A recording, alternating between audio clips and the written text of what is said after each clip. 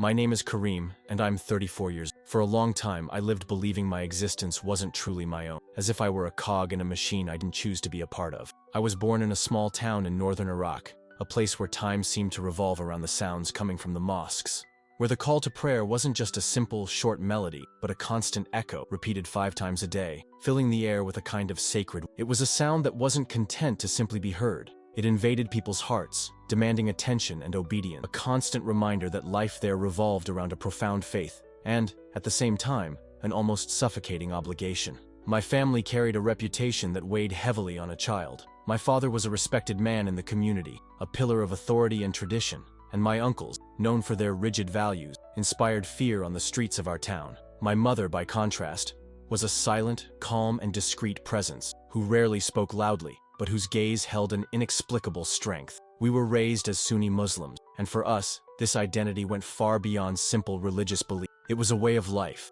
a code that defined our honor, the lineage we passed down, the way we were seen and respected by others. I was the eldest of 4 brothers. The youngest of them, Tar, was my constant companion, almost an extension of myself. He was 2 years younger, but his presence by my side was a silent anchor that helped me through the difficult days of childhood. From a very young age, we learned to recite the Quran by heart, not because its words evoked any special feeling in us, but because, in that environment, it was the yardstick that determined our worth and respect. I clearly remember kneeling on the worn carpet of madrasa, my knees tucked under, as I rocked back and forth, trying to memorize the surah. The teachers slapped the floor hard every time I hesitated, and the fear of disappointment was constant. At home, questions had no place. I discovered this the hard way when, around the age of 12, I let out a doubt that should have been kept quiet. I asked my father why Allah required us to pray 5 times a day, if He already knew our hearts.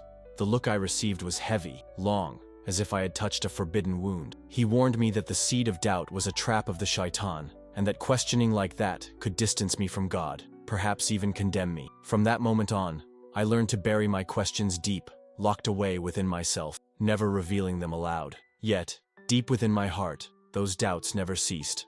They were like hot embers that never let my soul rest. As I grew older, I became what my family and community expected of me, the obedient, polite son, the one who never raised his voice and bowed respectfully. Outwardly, I appeared to be a devout young Muslim, observing all the ritual, but inside, I felt a growing emptiness. Even during prayers at the mosque, as the imam spoke of Allah's mercy and love, there was a detachment I couldn't explain. It was as if God were there, distant, unreachable, and I was just going through the motion. Tar felt the same way. At first, we didn't exchange words about it, but I often saw him lost, staring out the madrasa window as if searching for something beyond those walls and rules. We both carried this silent pain, this restlessness that united us more than any other bond. We both knew there was something beyond the faith we'd been taught, something greater than the set of rules that governed our lives. Our city was always under the heavy shadow of extremists.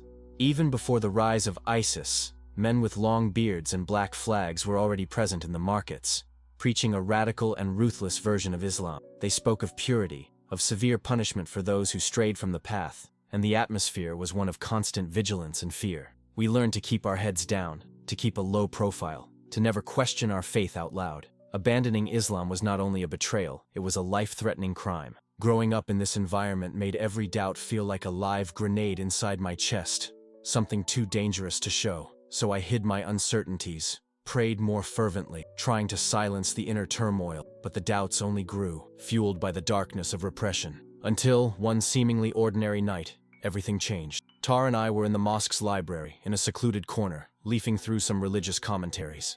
What we found that night, both in the words of those texts and in the pages of the Quran itself, shook everything I believed, causing my doubts to finally surface, forcing me to face the truth I had avoided for so long. It was a moment of profound transformation, the beginning of a journey that would change my life forever. It was in that moment that our silent pain transformed into something much deeper and more dangerous, a disturbing truth we could no longer ignore. From that moment on, what seemed like an internal doubt, an intimate uneasiness, became the first step on a path that would eventually bring ISIS to our doorstep, guns blazing and deadly. But before I continue this story, I need to speak to you, listening now. If you've ever felt that stifled doubt in your chest, that urge to question, but which you were taught to hide for fear of being judged or even considered a sinner, know that this story is for you. And I ask you, with an open heart, to do one simple thing. Share this message. It's not for me. It's not about numbers or fame. It's because I know that, out there, there's someone sitting exactly where I was, feeling alone in their doubt, their fear,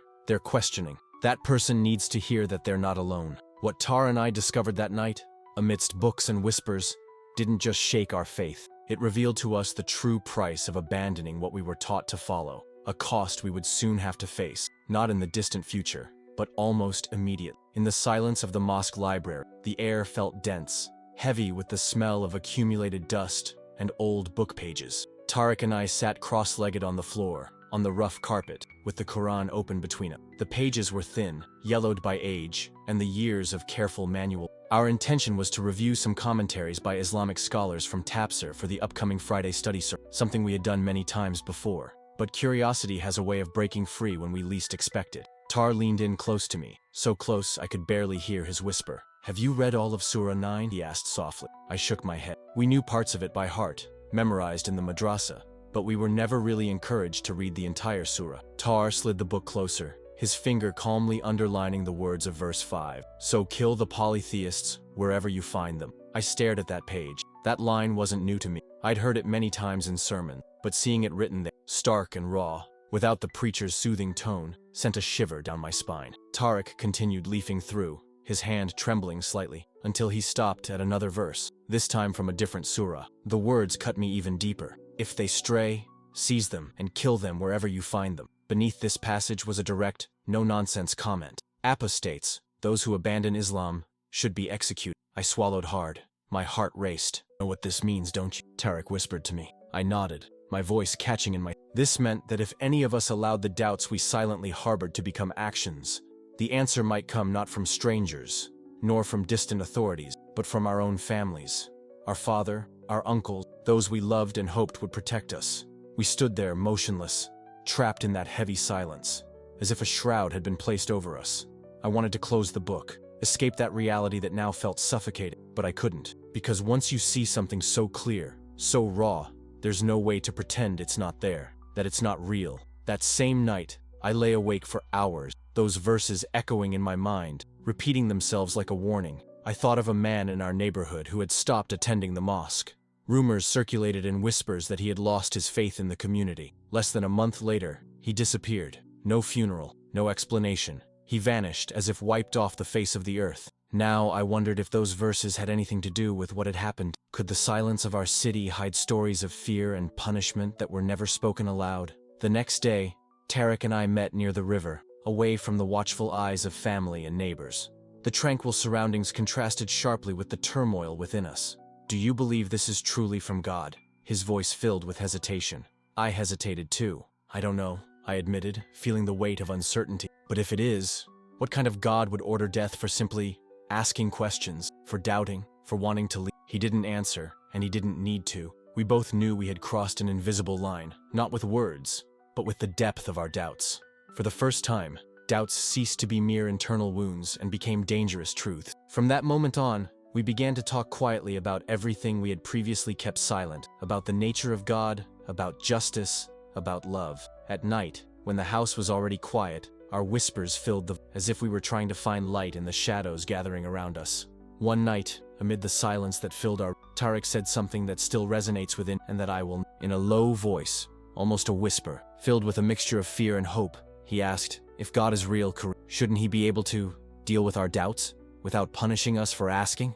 That sentence stuck in my chest, like a spark slowly igniting a flame. At that moment, I had no idea how big a fire that question would ignite, nor the arduous path we were about to tread. We didn't know how much those doubts and questions would tear us away from everything we knew, nor that following those questions would put us face to face with the black flags of ISIS, bringing real danger to our lives. All we knew was that we could no longer pretend, no longer silence what we felt. Once you start questioning, there's no going back. It's like trying to put smoke back into a fire, impossible and futile. The doubt that had previously been hidden in the darkness now began to take shape, clearing our minds and opening our eyes. After that night in the mosque library, Taric and I couldn't stop talking about what we'd read, about the implications of those verses we'd never really considered. But our conversations were secret, held in whispers, always hidden in the shadows, because we knew that even the walls of our home had listening ears. Surveillance was constant, and the slightest slip could be fatal. It was a world where trust was nearly impossible. One such night, After everyone had retired and the house was silent, Tar came into my room carrying his old laptop, a dusty machine, its edges creased from years of use, but still functional. He sat on the floor beside me, pulled a small flash drive from his pocket and plugged it into the computer. VPN, he whispered. It'll make it look like we're in another country. I looked at him apprehensively. Do you know what will happen if we get caught? He didn't even look up at me. We already know what will happen if we continue to live blind, he replied simply. When the screen flickered for the first time, we opened a door to a world beyond the rigid filters of our government and our community. We browsed forums where people who had left Islam shared their stories. Men and women from Egypt, Syria, Pakistan, Iran, each with their own experiences. Some with anger, some with sadness, some with a relief that seemed impossible to explain. But they all shared essentially the same thing. They had read the Quran for themselves, and what they found didn't fit the image of the God they had been taught to fear and follow. Amidst that sea of stories, one topic caught my attention. Former Imam, How I Met Jesus.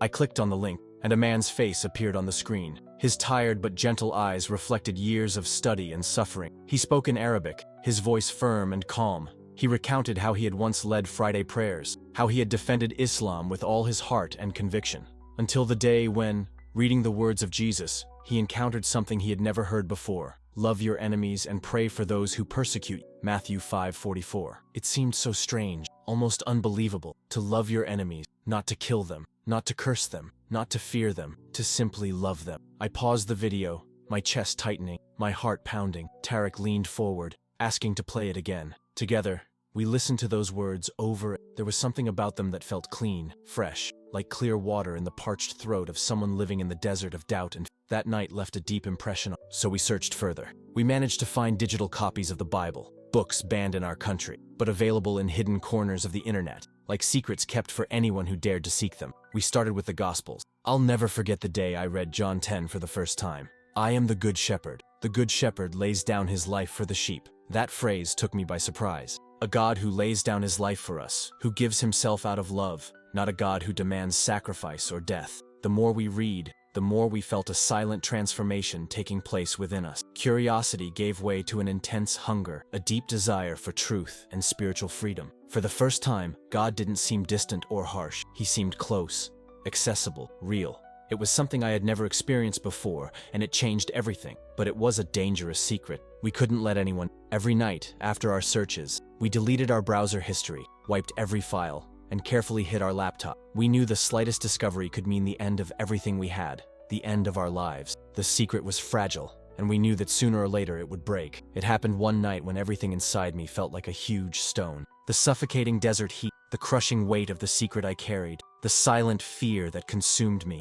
All of it pressed down so hard I could barely breathe. Taric and I spent that entire night whispering in front of the laptop, reading the Gospel of John, trying to absorb each word, as if it were a breath of life in a world that seemed so cold and forgiving. When he finally returned to his room, I lay there, motionless, staring at the dark ceiling, my mind racing, lost in thoughts and feelings I couldn't quite explain. I remember praying that night, but not according to everything I'd been taught my whole life. There was no memorized Arabic phrases, none of the rote repetitions I'd done in the madrasa.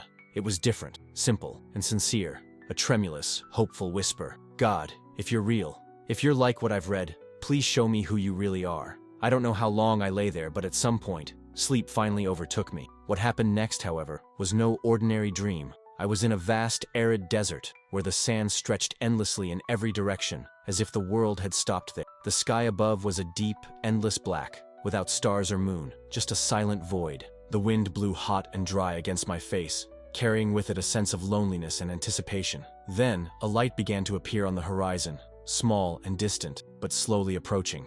As it came toward me, that light revealed itself in the form of a man dressed in white, a light that did not burn, but enfolded, soft, pure, alive. It was a light that invited one in. His face, though I can't describe it precisely, was a mixture of strength and tenderness. There was a calming serenity, and his eyes looked at me so deeply that it seemed he saw everything inside me, not just the outside. When he spoke, his voice was like a river running steadily, deep and full of life. Do not be afraid. I have been with you through the fire, and I will be still. Those words fell upon me as if they had been there all along, waiting to be heard. I wanted to ask who he was, but deep in my heart I already knew the answer. I took a step toward him, and he extended his hand. When his fingers touched mine, a wave of warmth spread, not only through my body, but deep within, into my soul. It was as if every wound, every silent doubt, every pain I'd hidden, was finally acknowledged. And yet, instead of condemnation, I felt love. A love so great and so pure I'd never felt before. When I woke, the room was dark, the ceiling fan making that quiet, familiar sound, but I knew something had changed forever. My face was wet with tears, and my heart was pounding as if I'd just run a marathon. I sat up in bed, breathless, and whispered into the stillness of the night, "Jesus, was that you?" The next morning, I told Taric everything, hoping I might not get the same answer. But he froze, his gaze blank, and then, his voice breaking, he said, "Kareem, I had the same dream." We sat there in silence, letting the weight of that encounter fill the air between us. Two brothers, two dreams, one man in white. It was no longer just curiosity, nor just a search for answers. We were being found, touched by something greater than ourselves. Little did we know that, as our lives began to transform, the enemy had already discovered us, and when that happened, he would come armed, ready to hunt us down. Everything sped up on a hot, breathless afternoon, the kind of day when even flies seemed to crawl slowly through the heavy air. Taric and I were in my room, the curtains drawn, immersed in my laptop, watching a video sermon, a former imam from Egypt recounting how Jesus had met him through a dream. His voice was calm, steady, and filled with the peace I had longed to hear all my life. We were so absorbed in his words that we didn't even notice the footsteps approaching in the hallway. Suddenly, the door opened. I looked up and froze. It was our cousin Hamid. He was about 10 years older than us, tall, and sported a beard that left no doubt about his devotion to radical Islam. He was an avowed supporter of ISIS, his eyes immediately fixed on the laptop screen. The frozen image of the preacher, with a cross visible on the wall behind him, was all he needed to know what we were doing. "What the hell is this?" he demanded, his voice hard and full of menace. I stammered, trying to close the video. "Just a documentary," I said, trying to sound firm. But Hamid stepped forward and snatched the laptop from Taric's hands. He pressed play. The imam's voice filled the room, calm but firm. It was then, in that instant, that I knew Jesus was truly the Son of God. Hamid's face hardened. "You're watching Christian propaganda," he said slowly, as if tasting a bitter poison. "Do you know what that means?" I swallowed, unable to answer. "Huh?" he persisted. "It means you're apostates." Without another word, he turned and left. Taric and I stared at each other, our pulses pounding in our ears, fear growing within us. Within hours, the sound of engines roared outside. I peeked through the cracks in the curtain. Two black pickup trucks parked in the street. Men with their faces covered, armed with AK-47s, jumped out. Black flags fluttered from the antennas. It was ISIS. The front door was smashed open with a bang. Boots thudded against the floor. Before I could react, my bedroom door was kicked in. Two men burst into the room, rifles pointed at our chests. Standing, one of them barked an order. They dragged us into the main room. My father stood there, pale, motionless. Our uncle stood beside him, arms crossed, his eyes as cold as ice. "These two have turned away from Islam," Hamid announced contemptuously. "They follow the Christians now." One of the men approached me, the barrel of his rifle almost touching my chest. "Is it true?" he asked. I opened my mouth to speak, but Taric was quicker. "We have questions, that's all." The man's voice was like scraping gravel. "Questions are the beginning of rebellion." They tied our hands with a rough rope and forced us out. Neighbors peered through doors and windows, but no one dared speak. No one. They threw us into the back of a truck. The metal floor burned my clothes with heat. The smell of oil and dust filled my nose. As the truck bumped along the road, I glanced at Taric. His face was serious, his eyes fixed on some distant point. We didn't need to speak. We knew where we were going. We were going where questions end in bullets. I felt like our time was running out. Dawn was just breaking and the truck finally stopped. The cold air bit at the skin, a chill that seeped into the bones. They pulled us out, pushed us forward. My hands were still tied, the rope digging into my wrists. We were in a barren field, surrounded only by dust, scattered rocks, and a crooked tree in the distance. The sky was stained red and gold. It looked like blood, not beauty. An ISIS commander stepped forward. His black scarf covered everything but his eyes, dead eyes, as if they had killed the part of him that felt. He circled us slowly, like a wolf choosing its prey. "You have been accused of apostasy," he said coldly. "You know the punishment." Neither of us responded. He stood before me. "One last chance.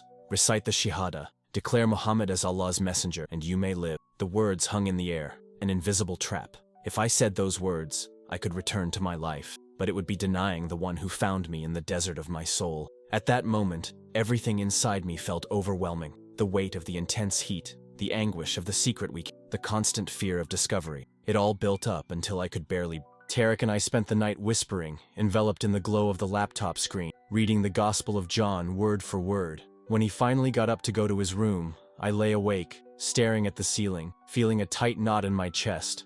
It wasn't a prayer like the ones I'd learned since childhood. There were no memorized verses or rote recitation. It was a desperate whisper, almost a conversation, something like, "If you're real, God, if you really exist, if you're everything you promise, show me who you." Sleep overcame me, but what happened next felt more real than any dream. I was in a vast, dry desert, where the sand stretched endless, the deep, black, starry sky. The hot wind blew against my face, carrying the arid silence of that place. Suddenly, a distant light began to shine on the horizon and slowly approached, until I could see clearly. It was a man dressed in white, with a soft light that seemed to radiate from within him, a light that didn't blind but rather invited. His face was not strong but rather full of tenderness. His eyes were deep and fixed on me, as if they saw not only my appearance, but my entire soul. When he spoke, his voice was calm and steady, like the sound of a still river that never runs dry. "Do not be afraid. I have been with you through the fire, and I will always be by your side."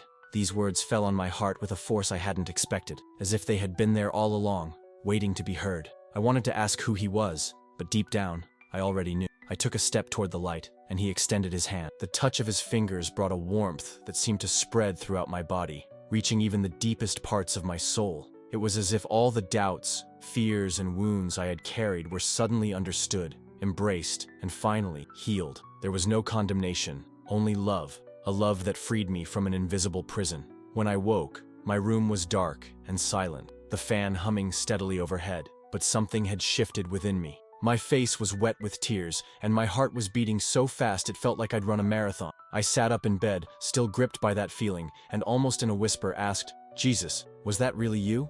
The next morning, I shared everything with Taric. He stood there, frozen, and then his voice wavered. "Kareem, I had the same dream." We lay there in silence, feeling the weight of that moment, aware that we were not alone. Something bigger was reaching out to us. From that moment on, our search was no longer just curiosity. It was something much greater. We were being found, but this also meant that a dangerous enemy would soon take. The peace we had experienced was fragile, and it wouldn't be long before danger came knocking on our door, armed and relentless. On a sweltering afternoon, when the heat seemed to melt even the air around us, Taric and I sat in my room, trying to absorb every word of a video sermon. It was a former imam from Egypt, a former religious leader, recounting how Jesus met him in a dream and transformed his life. His voice was calm, filled with a peace I'd never felt before, exactly what I'd been searching for. We were so focused on that moment that we didn't hear the footsteps approaching in the hallway. The door creaked open, and I froze. Our cousin Hamid walked in. He was 10 years older than us, tall and imposing, with a thick beard that spoke of his devotion to his beliefs.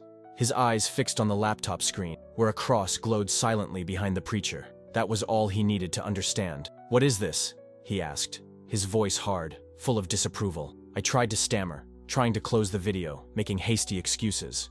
"It's just a documentary, nothing major." But he wouldn't listen. He stepped forward and took the laptop from Taric's hands, pressing play without hesitation. The preacher's voice filled the room, and in that instant, I knew Jesus was indeed the Son of God. Hamid's face hardened to stone. "You're watching Christian propaganda," he said coldly, as if tasting something poisoned. "Do you know what that means?" I swallowed hard, knowing the answer wouldn't be good. "Huh?" I asked weakly. "It means you are apostates," he declared, before leaving the room, leaving a heavy silence behind. It wasn't long before terror struck. A few hours later, the roar of engines filled the street. I looked out the window, my heart sinking. 2 black pickup trucks pulled up in front of our house. Hooded men jumped out, armed to the teeth, AK-47s in hand. The black flags of ISIS waved like living threats. The front door was forced open, and the heavy boots of the fighters echoed across the living room floor. Before I could react, my bedroom door was kicked in, and 2 men entered, pointing rifles at our chests. One of them spoke in a voice that sounded more like a bark than human words. "These 2 have turned away from Islam," Hamid said dismissively. "Now they follow the Christians." One of the men asked, with the barrel of his rifle almost touching my chest, "Is it true?" I opened my mouth to respond, but Taric beat me to it. "We just have questions." The man's voice was harsh and without compassion. "Questions are the beginning of rebellion." They tied our hands with thick ropes and pushed us out. Neighbors watched us silently, hiding behind doors and windows. No one dared speak, no one dared help. We were thrown into the back of a truck, where the metallic heat burned our clothes and the dust seeped into our lungs. The smell of oil mixed with sweat and fear was almost suffocating. I glanced at Taric, who kept his gaze fixed on a distant point, as if already prepared for the worst. We didn't exchange words. There was no. We knew this road could very well be the last of our lives, and I couldn't shake the feeling that our time was truly running out. We continued walking along a dusty road, the sun beating down on our already tired and burned skin. Ahead of us, we saw a cluster of low, seemingly abandoned buildings, offering a faint hope of finding something to eat or drink. Fatigue was beginning to set in, hunger gnawed at our stomachs, and thirst was a constant shadow that reminded me of how vulnerable. It was in this arid landscape that we saw her, a woman standing beside a simple stone building, wearing a scarf modestly covering her head, her eyes downcast, a basket in her hands. The moment our eyes met was frozen in time. She seemed surprised, perhaps even suspicious. "You're not from here," he said in a low, calm voice, almost a whisper. We stammered a timid denial, unable to hide the relief that was beginning to seep through. Something changed in his eyes. The hardness gave way to a different light, perhaps compassion or simply recognition of someone in need of help. "Come with me," she invited, still in a tone that sounded more like a request than an order. Her name was Miriam. She wasn't just a woman, she was a Christian humanitarian worker who moved silently through those forgotten villages, bringing food and medicine to those suffering, especially those who couldn't speak openly about their faith. As we carefully shared what we had experienced, the ISIS attack, the attempted execution, and our recent Bible reading journey, her eyes filled with tears. She knew we were in danger, and her heart seemed to ache with our story. "You're not safe here," she said with harsh honesty, "but I know a place where you can hide." Without hesitation, she led us through narrow streets, between crumbling houses, to an old residence with faded blue shutters. The interior exuded an unexpected freshness and the delicate scent of freshly baked bread. It was an underground church, a secret refuge for the local Christians. There were no external signs, no conspicuous crosses on the walls, no visible markers, just a small group of faithful who welcomed us without question, with a love that seemed inexplicable. There, we were no longer fugitives. We were brothers in Christ. They offered us food and water, a respite we hadn't felt in a long time. For the first time in days, my body began to release its constant tension, and my mind could breathe. That night, we sat together in a circle on the cold church floor, listening to soft songs of praise to Jesus. I didn't know the songs, I didn't master all the words, nor did I understand all the meanings, but I knew one thing: the same luminous presence I'd seen in the desert dream was there, among us.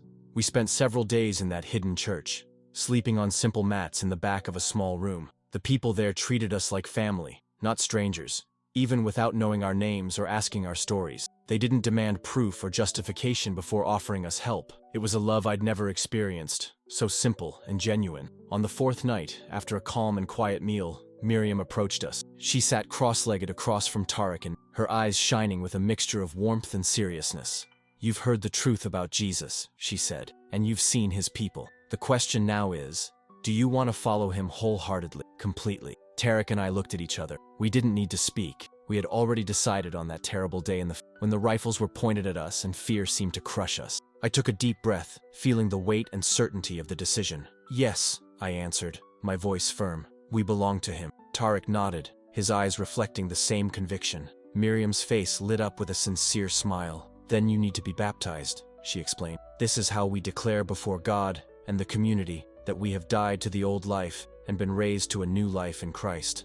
The next morning, a large metal basin was prepared in the center of the main. Buckets of water were poured until the basin was half full. The group gathered in a circle, their voices low in prayer, creating an atmosphere of reverence and expectation. The pastor, an older man with gentle eyes that conveyed peace, stepped forward. "Kareem," he said, looking at me tenderly, "do you wish to choose a new name to mark the beginning of your life in Christ?" I thought for a moment. The name of a martyr came to mind. Stephen, the first Christian who gave his life for his faith, was stoned but never renounced Jesus. "Stephen," I replied firmly. The pastor smiled and nodded. "Stephen, because you have confessed Jesus as Lord, I baptize you in the name of the Father, the Son, and the Holy Spirit." I stepped into the basin of cold water, feeling the initial shock that coursed through my body, a chill that seemed to penetrate to the bone. The water enveloped me like an unexpected embrace, a symbol of the new life about to be. Then I felt the pastor's firm but gentle hands rest on my shoulders. In a gentle, meaningful movement, he tilted me back, and for a moment,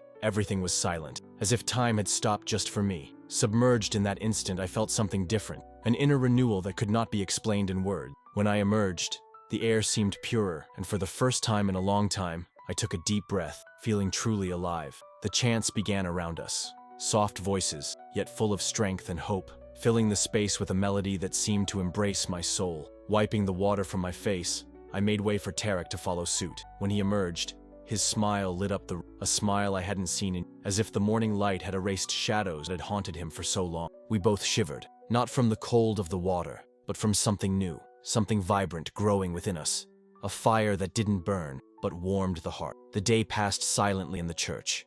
There were no grand celebrations, but the atmosphere was imbued with a profound peace. Someone baked fresh bread, someone else served sweet tea, and together we shared that simple meal like a true family. That moment brought me an unprecedented sense of belonging and hope, so far removed from the loneliness and fear that had plagued me until then. When I finally lay down on my mat that night, my thoughts turned to the name I had chosen, Stephen. I remembered the first Christian martyr, that man who, even surrounded by violence and rejection, never denied his faith. I thought of how his persecutors believed death would silence him, but his testimony remained alive, echoing through the centuries. Silently, I said a prayer that my life, short or long, might also be a lasting testimony, a reflection of the grace that had found me. We knew we couldn't return home. We couldn't even send news to our family. To them, we were practically dead, missing, victims of a cruel fate. But paradoxically, I felt more alive than ever. Baptism didn't erase the danger. On the contrary, it seemed to grow with each passing day.